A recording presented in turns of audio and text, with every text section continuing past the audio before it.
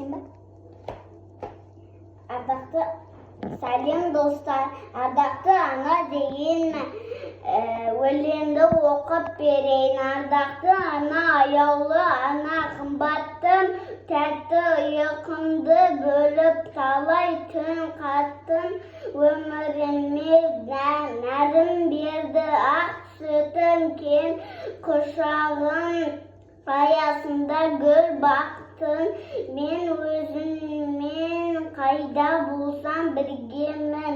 Махаббатым жүрегімде жүр, менің күн нұрындай жадырай бір күлгенің. Қандай жақсы ортамызда жүргенің. Ер жеткізіп елге берген баласын, ақылдысын, ардақтысын, данасын. Қарайтыным қас-қабағым бір сенің қайратыңнан қайта көрме анашым.